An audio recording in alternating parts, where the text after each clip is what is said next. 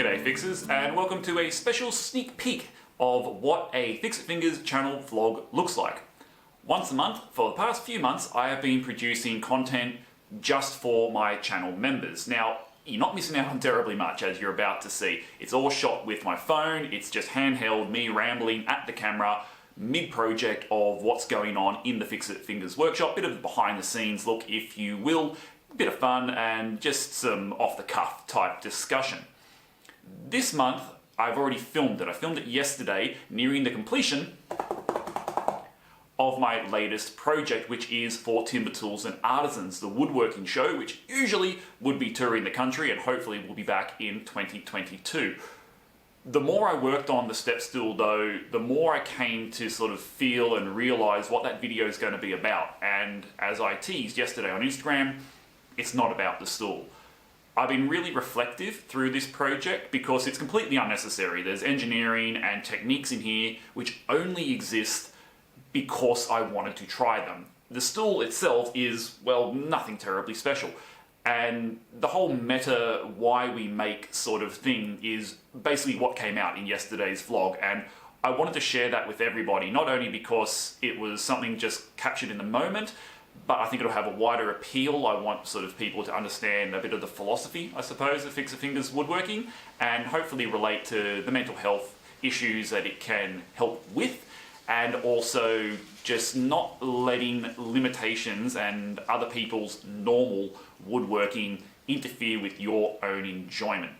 Having said that, I would like to also publicly have a massive shout out. Thank you to my current channel members. If you are able to support the channel financially, then that would be awesome and I thank you for it, but no stress whatsoever. I understand everyone's needs are different. So there's no Patreon for me. If you hit the join button, then you become a member, you get a few perks, as well as access to these monthly vlogs. I promise if you are not signed up, I will not bore you with another one.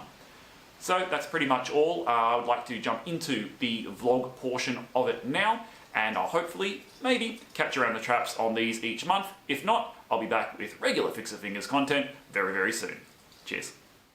G'day Fixit Fingers channel members, here is the November workshop update vlog, and there are a few exciting things going on in the workshop. I am lucky enough to be on holidays from work at the moment, forced leave. I had too many weeks saved up, and so I've got basically a week to myself. Wifey's still at work, we're going away next week, should be lovely, but I've had almost uninterrupted time for 4 or 5 days, which is just fantastic, which is great because I needed it. I'm working on something that I've not done before, being a stool for Timber Tools and Artisans. As you might have seen from my social media, I have been selected as their Artisan of the Month or Maker of the Month for November, and part of that was working with a couple of their sponsors, Screw It Screws and Liberon Oil, to build a project highlighting me effectively. And that's really what this project has come down to. Ostensibly, it's a stool. Let's take a look at it. And it's looking like that. We're nearly done. I've got the seat pan over there. It's all recycled as usual.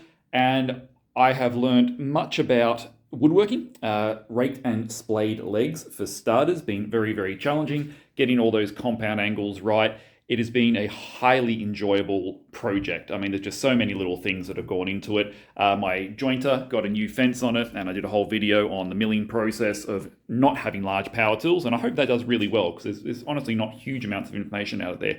But what I think the video is actually going to be about is woodworking and why we woodwork.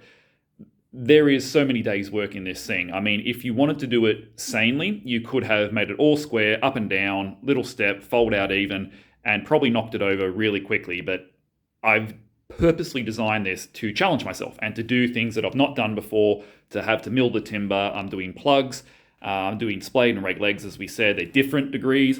As you'll see, it's 10 that way, but 5 that way, and 5 both that way, so that I can actually have a tiny bit of space to be able to step up here, and yep, it will take my weight, and when I have the seat pan, I'll then have a second step to get up even higher. But as we said, that's not the point.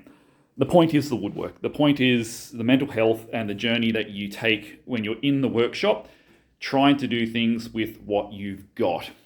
Having said that, here is a very little sneak peek at what you do when you can't do what you need to with what you've got. Hello boys. I've actually had that sitting in my secret storeroom for about 12 months. I bought it at the last Black Friday sales, and I think the Black Friday sales are coming up again this year. So here it is. I tried to hand cut basically some plugs with just the drill, and they turned out shocking. They were all over the shop. They were too small. They weren't perfectly circular. They were crap. And I finally had the excuse to break out the Bosch. Now, one of the reasons I haven't installed it is A, I'm lazy, and B, I haven't found need for it. And I broke a golden rule of the Fixit Fingers workshop because I purchased this because it was, I forget how much it was. I think I got it for like $150 or something absolutely bloody ridiculous. It was like half price at the Black Friday sales, and I just could not say no. But it's 12 months, literally 12 months. And don't get me wrong, it's beautiful, and I'm going to find a home for it, and I'm going to set it up. But it just exemplifies the fact that you don't need to buy stuff, even when it's cheap. And now I've got it, I'm going to do a drill press stand, and I think it's going to live in here eventually. And I'll get it set up maybe as my next project or project in front. Because I could not do this task, which is doing the plugs out of the Merbu, and now they're just beautiful. 15-minute, 20-minute learning curve on there, getting the depth stop right, and Paul the Wood Knight was correct. This is a little bit annoying. I'll probably get used to it, or there are tutorials on how to change it for a more standard sort of pull-downy type handle. But it's taken me 12 months to get it out of the box. That's the whole thing. This woodworking shop, just this whole project has just made me reflect on how good the hobby is for us. I mean, I just stand here and I look around and I'm so grateful that A, I have the funds to do what I want to do. And while I am a massive tight ass and I'll wait for things to come on sale, I'm lucky in that, I can afford to buy a Makita. Speaking of which, another cheeky little addition, actual recent purchase there, the jigsaw to replace the little Ryobi. Quite excited about that one. Again, it's something I've wanted for a very long time. And when I did my 3-year video, I just realized I hadn't literally bought a power tool. That was the last power tool I bought, and it had sat in its box for 12 months.